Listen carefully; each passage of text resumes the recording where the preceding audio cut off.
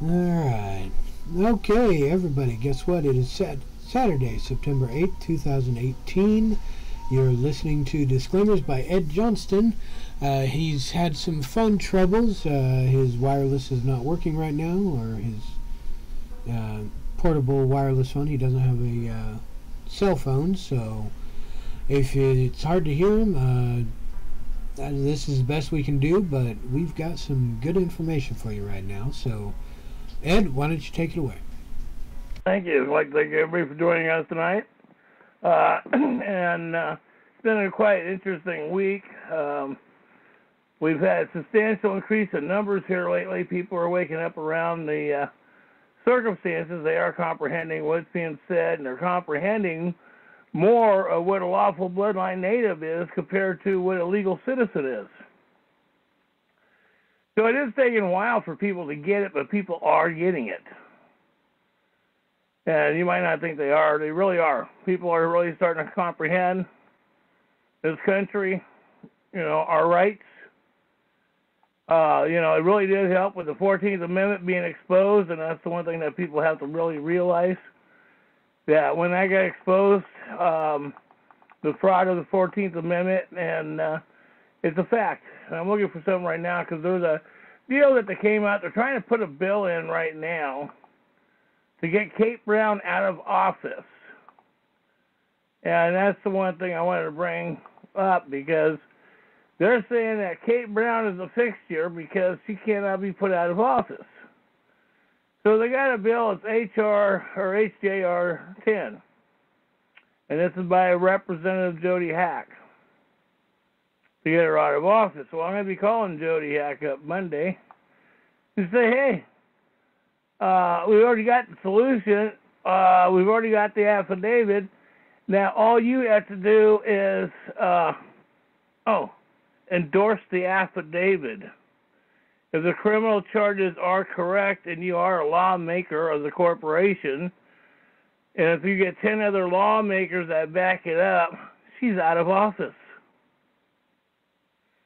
So I will be doing some educating to these people. I will be sending emails to them here in the next few days, because now people are panicking because Kate Brown, they realize how bad taxes are really going to be starting with the tax code, because your taxes literally went straight across the board, 40%, 40 cents on the dollar. And people think it is not going to affect them. See, they're trying to realistically close the state of Oregon down. They've been trying to do that because they want to put it as an environmental state for scientists only.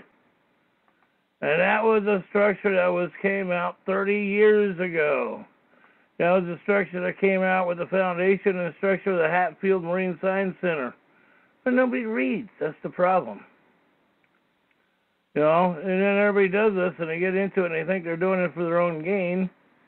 And then they find out they're not doing it for their own gain. So when you're sitting here and we're arguing about tit for tat, the thing is that we have an obligation to get this public servant out of office. We can get this public servant out of office. But we're going to have to do it by the people. And that's where I'm trying to get majority of these people to comprehend, because if the people start standing up and doing this, it's going to happen. They can't deny it. Because we the people, they don't give a shit about administrative rules. I've had arguments with people about administrative rules all week long with people. And I've asked people to prove one administrative rule, the circumstance that gives them authority to do what they're doing. Nobody can do it. And then prove one administrative rule that says that they have the right to not honor their oath of servitude. And I've argued with a few people with that one, trying to tell me that they have these rights and this structure, which is bullshit. And that's the one thing, is don't get caught up in some of these things that people are trying to glorify and justify the Democratic Party of rape, robbing, and pillaging. And that is what's going on. People are trying to justify the terrorism of what these men and women have done. And that's the saddest thing. Now people are waking up to what's going on in the state of Oregon. I will be sending this news reporter the structure on what I've written on Kate. Please pass what I have written, or pass what you have on Kate Brown around, because we need to get this moving. You know, we don't want to sit there and watch this bullshit with George W. Booth and his arcade, you know, sitting there prancing around the country because he's a #1 Nazi and doing this and praising the structure of what his family has done. I mean, you know, are people that ignorant? Well, some people are. You know, and that's the one thing to do this stuff. But we need to do this, and also, too, on the ballots here and on this structure, if you are a corporation voter, you can inform Dennis Richardson that you would like to look into the voter fraud. Because first thing that came out said 27% of the voters voted. Which I can see that, all public employees. And then next thing you know, it comes out where Dennis Richardson is saying, and we had the most vote in history. Well, bullshit. We had illegal votes. I would say 60% of those votes that were counted in the state of Oregon were not of legal voters. And that has already been proven in 2 other states now, that Japan and Puerto Rico voted beside the Philippines voted in 2 senator elections. So there's definitely a lot of fraud going on, but you know, the only way the fraud is going to stop is the people start standing up to this. And the main thing is the criminal charges. I've had some conversations and discussions with several people about criminal charges here lately, and they're finally getting it. Now, there was one district attorney that on one of the cops that shot one of the colored boys a month and a half ago. Now the district attorney is actually filing murder charges on the cop. So apparently there was several people that emailed stuff to that public servant and explained a little stuff about how public servants' servitude is. And that's the one thing we got to make sure, that the public servants have a servitude to us under the, Second Constitution? Then if you don't know, there are 2 constitutions. One is the Vatican, religion, and that's where people say religion, and it's like you got to realize what religion is. You know, people are praising what Ronald Reagan did on a public law, making the King James Bible law of the land and all this stuff, which is bullshit. He couldn't do it. So you comprehend that. He couldn't do it. That's administrative rule. And the Bible cannot be the law of this land because the Bible is not the structure of this land. The treaty and the constitutions are. The Bible is not the foundation at all. And that's proven in the court cases that I have proven and put up. It's in the other affidavits that I got coming out here soon. So that way people can read the truth of what these other judges and what the Supreme Court has decided. The one thing is, religion cannot be a part of our structure. And, you know, it's sad because you're watching all these buildings going up, you know, these religious statues of Satan going up in these public buildings all across the country. And it amazes me because people are watching this and everybody's willing to whine, bitch, and cry about it, but they're willing to stand up on it and say, hey, it's a Constitution violation, instead of making it about them or racism. See, the Bible, there's no racism in the Bible. There is no racism in the Constitution. It's all made up so that way we can make a buck. You know, and that's the one thing that people got to wake up and start realizing, the propaganda that we get living in, what they're doing to us, the mind control propaganda. And so when we're going through this, and it's really having a frustrating circumstances on the children and the circumstances around us. And, you know, it's like when you're filing your charges, you know, if you're not putting in your charges that you are the corpus delicti, They can't do anything about it. And they know it. That's why they don't tell you this stuff. They don't want you to know how to play their game because they want to control their game for their own pocketbook. You know, that's like, you know, it really disturbs me, like when they won the cigarette tax deal, the tobacco case. Not one dime of that money is going to the injured people that were smoking. They're putting it off in these non-profit programs that are ridiculous. So when people are putting this in non-profit programs and not putting it into, you know, medical bills for somebody, helping somebody out who has lung cancer or, you know, medical issues dealing with lung disease for them to get back and forth to the medical facilities, doctors' appointments. See, when people ain't getting the services, and these men and women are pocketing the money,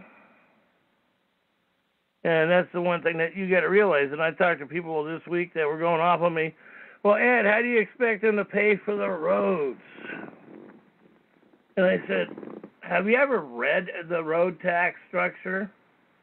So when you buy a tire, 25 cents or 50 cents goes into a pot for legal roads.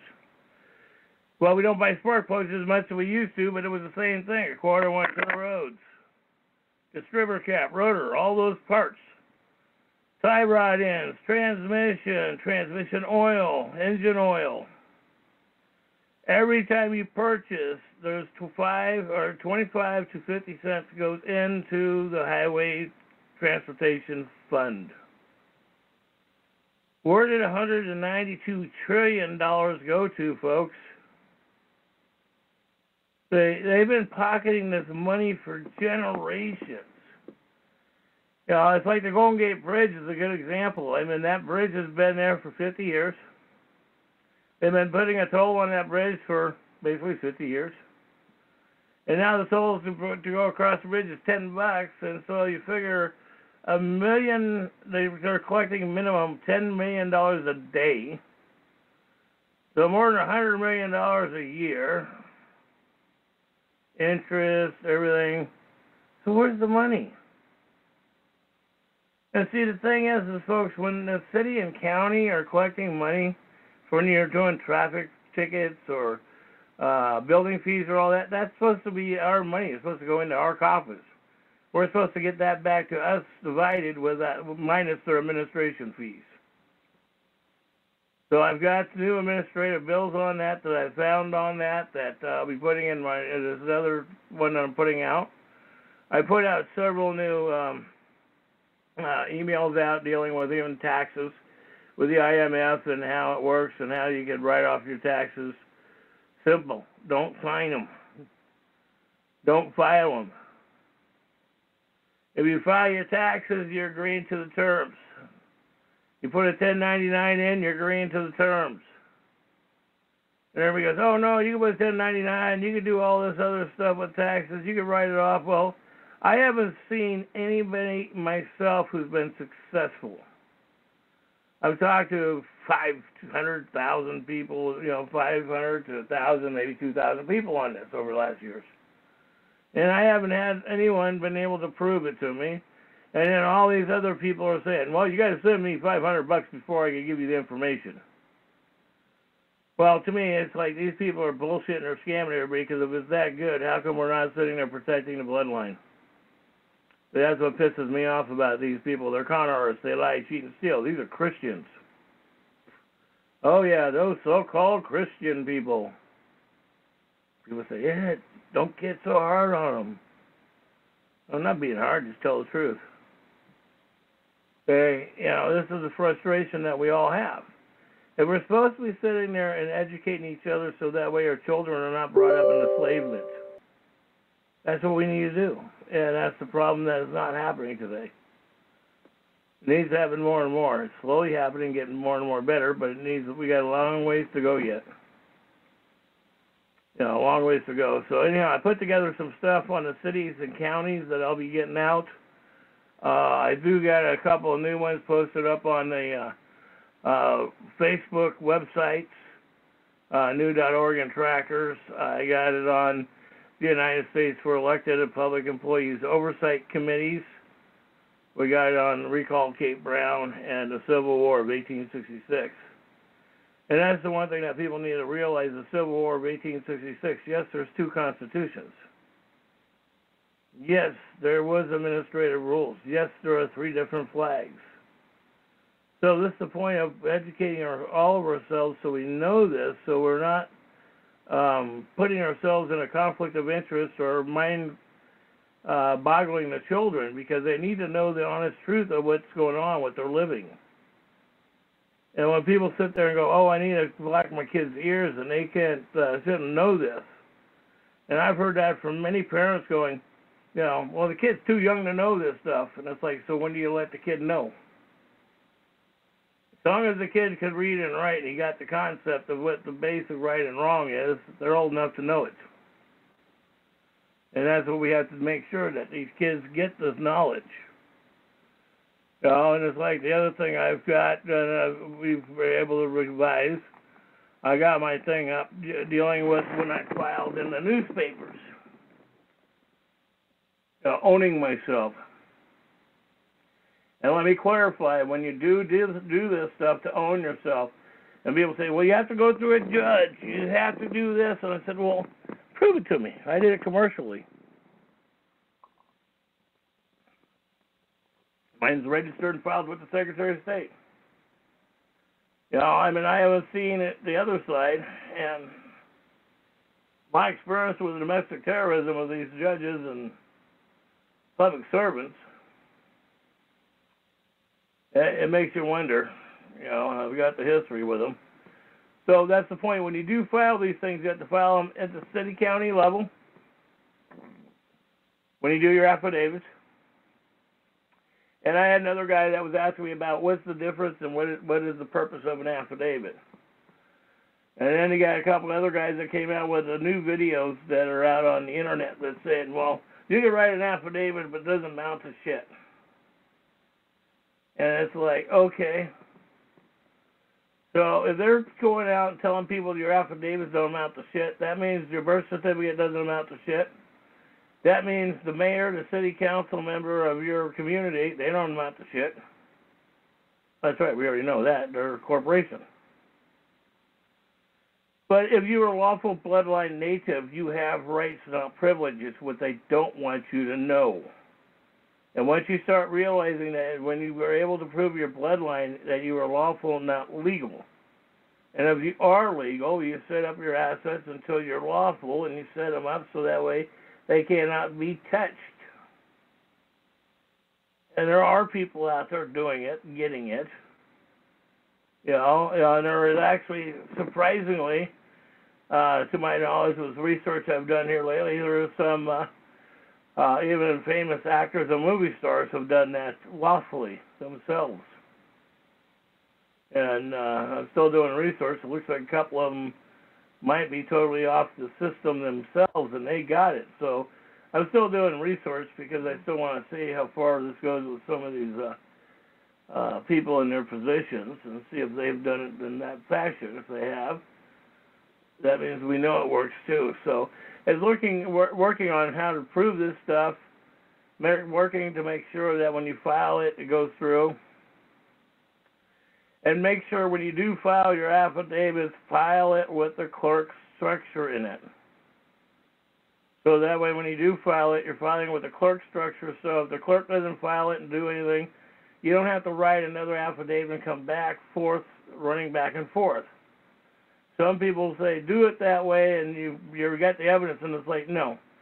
I suggest, or my idea is do it right the first time, because if they do it, you've already got it in writing. And then you just go right after them. You don't have to, replay it. You've already given them the notification. And don't forget, it's notice to agent is principal, principal to agent. And you got to realize that it is, when you write these things, you want to put these things in, because when you put them in, you're dealing with a foreign corporation. And that comes under the 1938 Foreign Administration Registration Act of 1938. And people don't realize that act was put in dealing with World War II So we knew who were the enemies, who was elected and public employees, who was a friend of Nazi Germany's, because, you know, you had to prove your political standing with this filing. You had to prove you're lawful or legal. And when people talk about legal, that means you're in a foreign government on foreign soil, and you're talking and dealing with foreign structure on a lawful structure soil. So either it's lawful or legal. So when you do have conversations, you want to talk about your soil.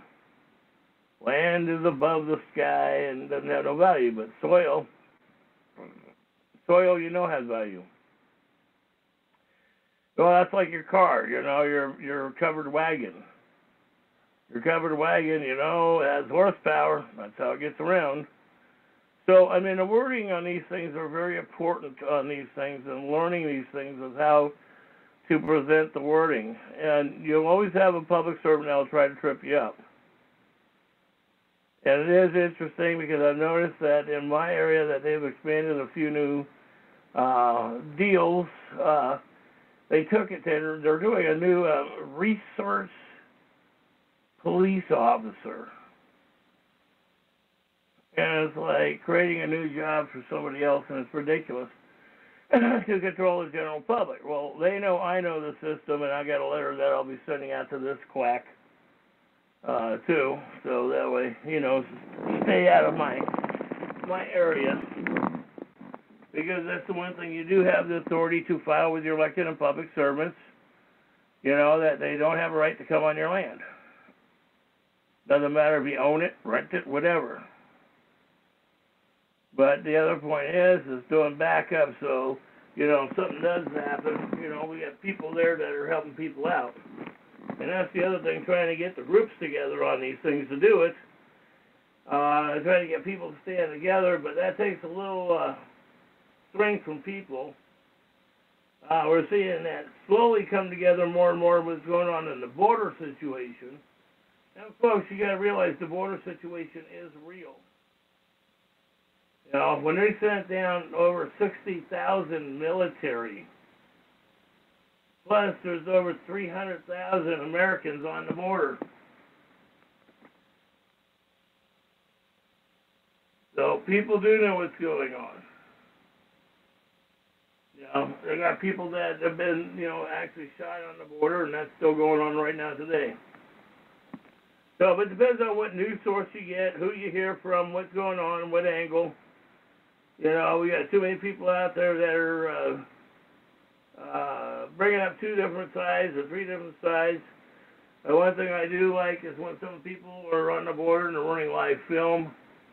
And then that way, because some of the borders, if you've grown up in the States and if you watch enough, you know, Chips or major TV shows, they've got a lot of scenes of the borders and cities and counties that we grew up watching, even though they're drastically changed in development today.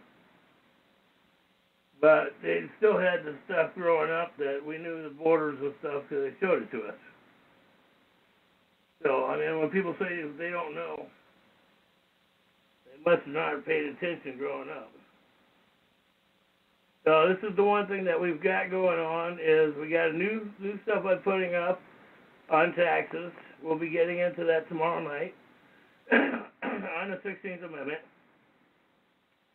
I will be having fun with Hughes' video because it is interesting when you get these public and elected servants and these people out there that are trying to tell you how all these amendments and all these laws have been passed, and then you start realizing that these are administrative rules, not laws. They don't affect you, they affect the public employee or the contractor. I mean, it's like if you're working for Sears, you're working for Sears. You're not working for J.C. Market or Safeway, and they can't come and tell you how to work in they're in somebody else's business. And that's what we're getting today by our servants. And it is interesting that the servants today are taking more and more an out, trying to get away with not taking liability or responsibility. But when you talk to these people, the major thing I hear from people going when they're talking to a public servant. Don't give them all the information what you're trying to get, and they offer you information, or even if you have to pay for it, get it right then. Don't think you're going to go back and get it again. That's a fantasy. And that's the one thing that people got to quit living in fantasy. Because if you're going to get the records, get the records. Because if you think that you're going to go back and get them, you're not going to get them. And I can tell you, that's how it works. Because they go in there, if you get them the first time, you're out. The second time, they're going to want to define it. They're going to want to cut it down.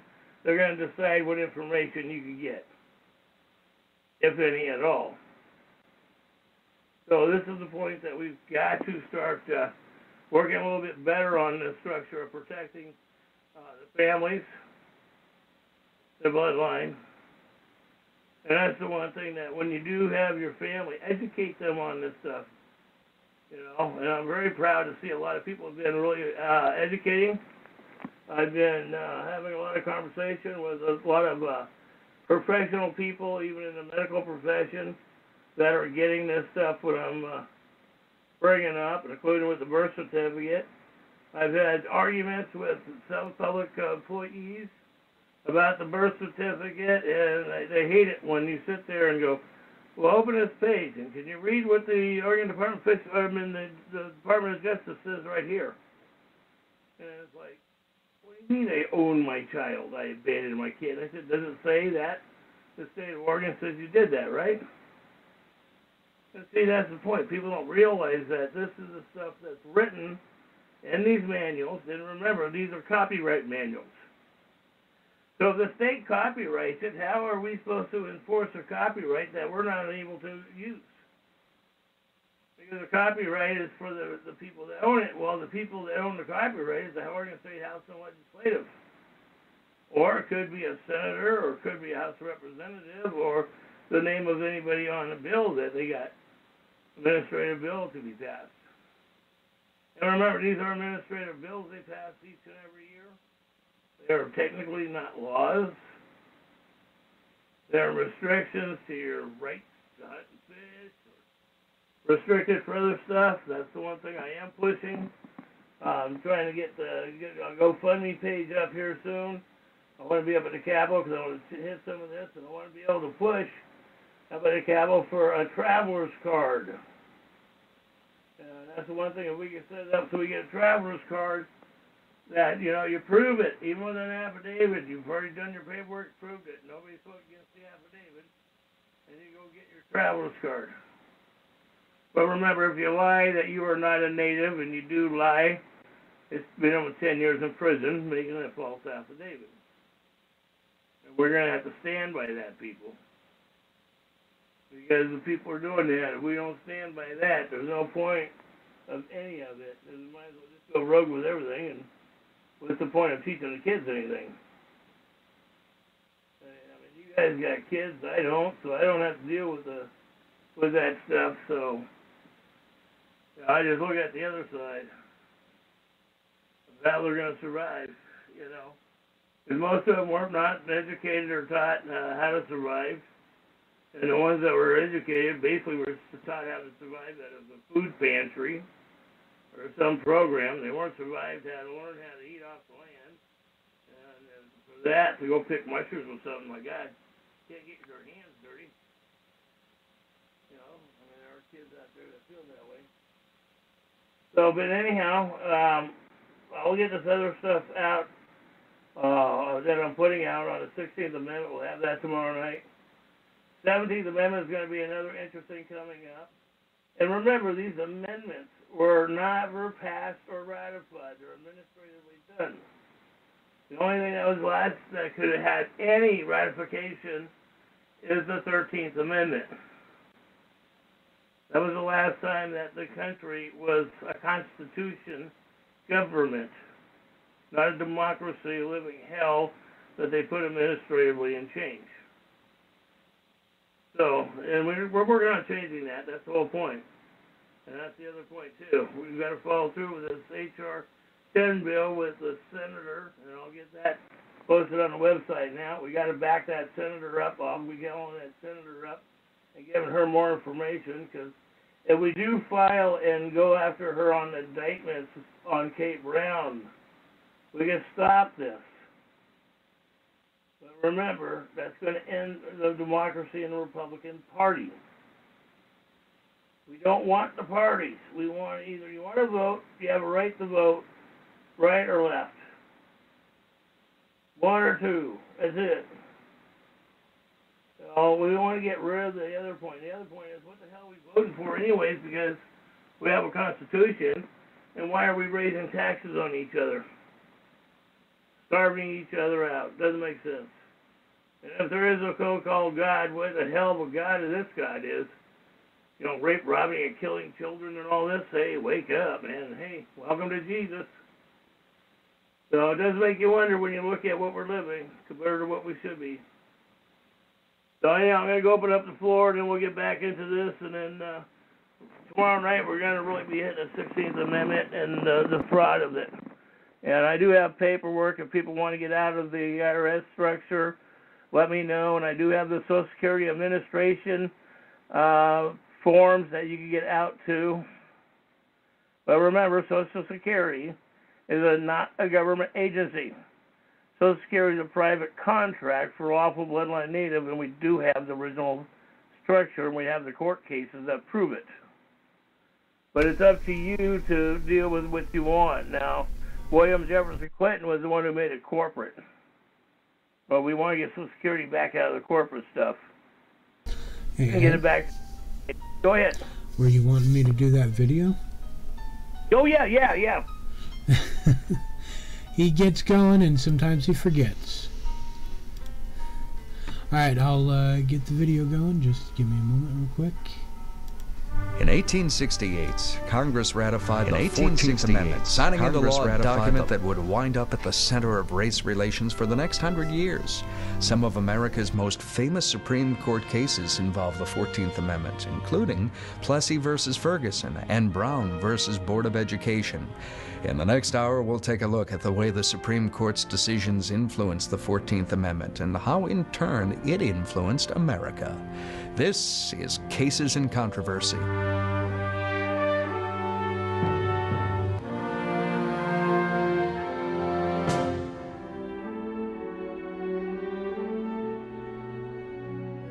Brown versus Board of Education was actually an amalgamation or combination of several court cases from around the country. Brown versus Board of Education from Kansas, Briggs versus Elliott from South Carolina, Davis versus County School Board of Prince Edward County from Virginia, and Gephardt versus Belton from Delaware. For simplicity's sake, the Supreme Court chose to rule on all cases concurrently. This had the added benefit of making clear the government's position. Segregation isn't acceptable in any states. Today, education is perhaps the most important function of state and local governments. It is the very foundation of good citizenship. In these days, it is doubtful that any child may reasonably be expected to succeed in life if he is denied the opportunity of an education. Such an opportunity, where the state has undertaken to provide it, is a right which must be made available to all on equal terms. We conclude that in the field of public education, the doctrine of separate but equal has no place. Separate educational facilities are inherently unequal. Brown versus Board of Education was the case that finally said that separate but equal is inherently unequal.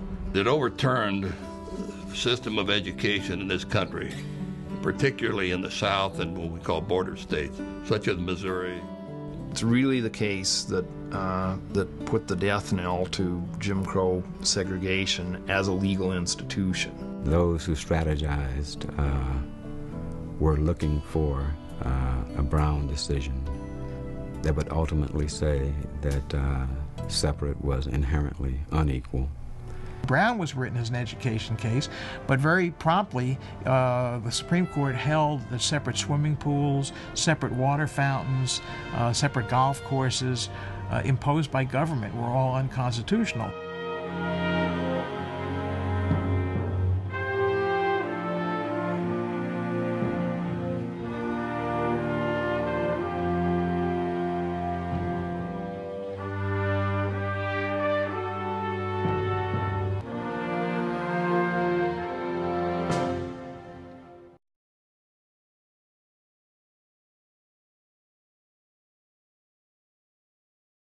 On that 14th Amendment. The 14th Amendment was never passed. It was never ratified. See, that was done by administrative rules. So was the 15th, 16th, 17th. Never been passed, never been ratified. They've all been by administrative rules. And I know that for a fact because we do have the paperwork from Congress itself that the 14th Amendment was never ratified. I have a certified copy of that from Congress. So that's the one thing that, we get enough of these lies, but they're saying it's done administratively, so that was done by the Democratic Party with the Republicans, or Republicats, whatever you want to call them, because they're both in the same bed. It's all about making money. It's not about protecting children or anything. No, that's the one thing. It's like, asking your public official, why do they rape, rob, and steal from the children? Of course, I haven't said that in a while in a public meeting. Last time I said that, I got thrown out. All participants are unmuted. So, but yeah, anybody's got anything they would like to add?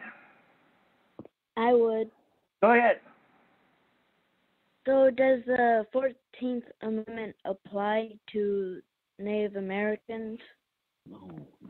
Well, the 14th Amendment is Native American because of your lawful bloodline native. All right, that means you're lawful, not legal. So what they're saying with the 14th Amendment is they made the legal citizen. That's why the colored man, what they call the blacks, but it had to do with anybody. It didn't have nothing to do with just the black color, as everybody says. When they did pass administratively the 14th Amendment, it put everybody as commercial slaves. So that means everybody, white, Chinese, there was no discrimination of color in it. So it's a corporation administrative rule. So if you're lawful, that's why when you file, you have to talk as a lawful native instead of as a citizen or a corporation member, if that makes sense. You see, you're getting that one yet? Yes. Okay. So when you're starting to get this and you start realizing your wording is so important, and you'll see that when you talk even in public. You'll see how people react to your wording, and you'll actually listen and watch. You'll see public officials. They'll listen to you, and a lot of time when you start talking in facts of law, constitutional law, you'll see that they try to scurry. They walk away. They don't want to be around you. So, that always reminds me of the movie dealing with Star Wars. They don't see me.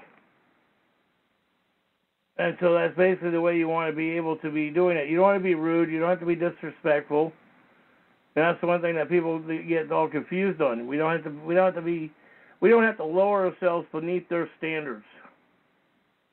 If that makes sense.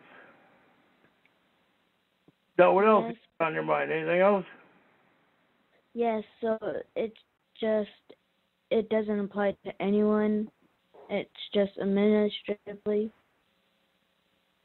Well, yeah, basically, but it does apply administratively under the 1776 Immigration Act.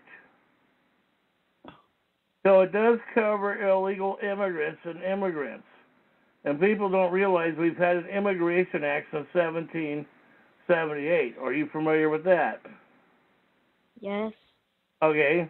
So we've had some of the things that put in place to protect the bloodline, and that's our job, to protect the bloodline so that way you have a future. Because without your future tied to the Constitution and the bloodline, how are we supposed to have a future to keep the country for basically lawful bloodline? We don't do that, we don't have a future.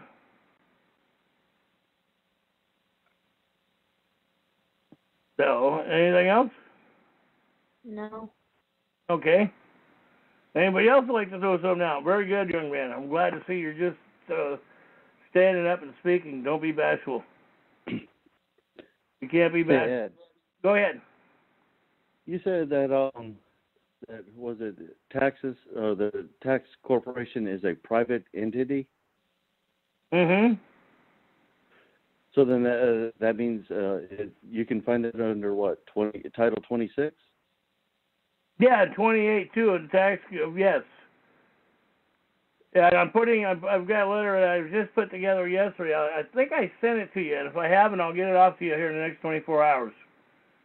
Okay. And I just put together another one, walking through it, and I'm putting together a whole list on this, and I'm tying it with the bank's administrative rules to the court system, to the fee schedule of fines and everything.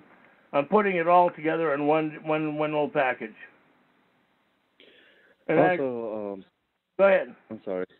Also, I was going to ask you, shifting gears now, on the structure for when you turn in your paperwork, are you going to want to have that about the county clerk on both documents, your affidavit and your criminal complaint?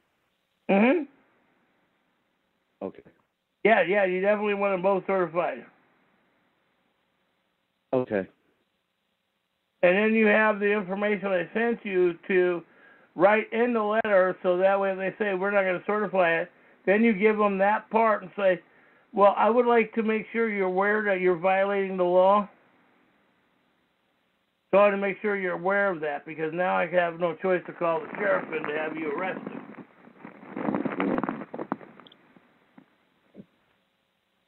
You know? But that wouldn't that be kind of hard to do? Because I mean, the county clerk and a lot of those other people that are there, I mean, they're friends with the sheriffs or the officers. They're friends, but if we don't start doing this, there ain't going to be no future. Okay. They got to make a decision. Either they're going to be for the Constitution, or they're going to be a criminal. We can't be forgiveness of their kindness. And there's no kindness for them on that. It's kindness for us. Yeah, but if the officer doesn't want to arrest them, because, like I said, that they're buddies then you so close together. take them down and you file it with the Department of Justice and the United States Federal Marshals. Okay. The marshals are, apparently what I've heard, are arresting people right now. Okay. So, we gotta have something for somebody to do something, and hopefully that is true, that some of these people are finally getting arrested. But we're still waiting to see if it's true or not, As we won't know until it really hits the mainstream media. So we'll find out then. So, but yeah. So, but I'll get that other stuff out to anybody else who wants that stuff I just put together on the IMF and the banking structure, and including where banks can't own land. And that's the one thing, banks cannot own land at all. State cannot own land because the state ownership of the land is by we the people. The corporation cannot sell state land. So I'm putting that stuff together so we get that out, because people need to start getting this. Because if we don't start protecting the land resources, we're not going to have much. They keep trying to sell public left and right. And legally, they can't even sell public land or trade it. Ed. Yeah, go ahead. What if, there are some places that are like, I don't know how it happens, but where people have their homes separated from the property, how does that work? What do you mean their homes separated from what property? Well, like certain people own mobile homes, and they bought the property first, and then they bought the mobile home, and they have it set on there, but it was never attached. The mobile home was never attached. The mobile to the home laws property. are in your state, because I have them in Oregon too. And in Texas, I don't know. I did Texas for somebody else a couple years back. You do have a structure in your administrative rule that says that you don't have to register your mobile home in your parks. You don't have to register your mobile home even to the county for taxes, just like we do in Oregon. So it's a voluntary structure. And so that's what them myself is asking, trying to get them to prove who put my land in taxes. But can banks own those too? Can they what? Can your banks own those too? No, banks can't own anything. They cannot. If you mortgage with them or something, you got a contract, but then you have to go find out if they sold the contract or what they've done with the contract. You know, those are different circumstances. Okay. You know, because, I mean, if they sold the note without your knowledge of something, then you got standing. If they still holding the same note, well, you're still standing there. So, I mean, that's the one thing that people don't realize when they try to jump off these cliffs. They don't realize that, you know, they have to prove what they're saying. You cannot just assume. That's why I always suggest people do a Freedom of Information Act on their banknotes and stuff. You know, do a Freedom of Information Act, and then there's nothing shows up. Then you can move forward and push something. Because they already gave you whatever evidence you needed or what evidence you didn't need. You know, you might have got something that was better than you thought it was. And also, I'm sorry. Go ahead. No, I was going to ask you, on that Freedom of Information Act, what form would that be? Would that be a 302 or something else? Could be. You're talking about 302 as a corporation? Yeah, because, I mean, you know how they are. They sometimes they say, oh, well, you can have this form or that form. Or, I mean, is there a certain form or is it just one form for everything? Well, I mean, I just wrote my own and served them. Okay. Out of their system. And they have a form, and I got to find it because actually they did have a form to get out of the tax system in the state of Oregon. I'm trying to find that. I had it on my kitchen table, but that got moved around. And so they do actually have some forms to subside from their system. And those are the one things you want to, you know, use their form on that one. But, you know, make your own amendment changes to them. So, but I'll get that to send you what I've got going on mine, and see if it helps you out on yours. Okay, thank you. So, okay. Anybody else got anything?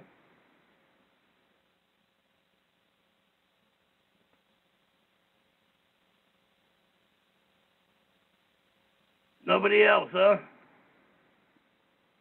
Well, okay. Well, then we'll call it an evening. I'll get some of the other emails out for people who need the new information I've been putting together. Send me an email. I'll make sure you get the new paperwork I did, especially on the banks, the administrative rules of the banks, the banking history, so that way you've got their administrative rules that they have to go by. So that way you get to learn their administrative rules. And it's very important you read their administrative rules to comprehend what they can and cannot do. So that's the best thing when you start realizing there's a lot of stuff they can't do. And then that way you start realizing that you actually have some footing and power instead of feeling like you have no support, no backbone to the system, to it. So with that, may we say the Great Spirit and Mother Earth bless you, and the Creator look over all of us. Thank you very much, Ed. And you've been listening to Disclaimers by Ed Johnston. Today is Saturday, December 8th, 2018. And remember, we are dealing with fantasy with all these other amendments after the 13th because corporations are dead entities. They're not living. And if they administratively get a amendment put through, that's fantasy. It's basically saying your imaginary friend baked you a cake. So are you going to be able to eat that cake or not? Wait a minute, are you going to wear the what, Ed? I said, are you going to wear the cake or not? No, eat the cake. If your imaginary friend baked you a cake, are you going to be able to eat the cake? If an imaginary friend made the cake, the imaginary friend did not make a real cake, it was just in your imagination. Therefore, you are unable to eat a cake and get sustenance from it. Therefore, that's pretty much what I was meaning on that. So, yeah, that's the kind of thing you got to think about. You just got to find the laws, not statute codes or administrative rules, but the laws. Find out if you are lawful or legal, and if you are lawful, you follow the laws. If you're legal, you follow the laws and administrative rules because you are part of their system. Other than that, you got to figure out where you stand. And that's the key, is you stand. You don't bow your head and let them chop it off. So with that, I'll see you guys tomorrow on the 16th Amendment, unless Ed's got something else to say. Yeah, and you don't bow your head and you don't kneel. Oh, and I do want to thank the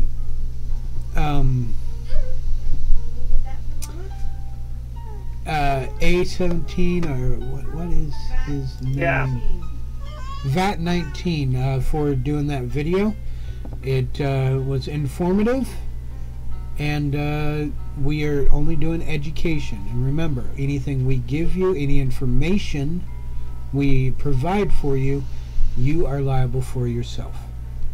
We are not liable for any information or any action you take with the information that we give or provide. So, see you guys tomorrow whenever we're dealing with the 16th Amendment, I guess. So, have a good night.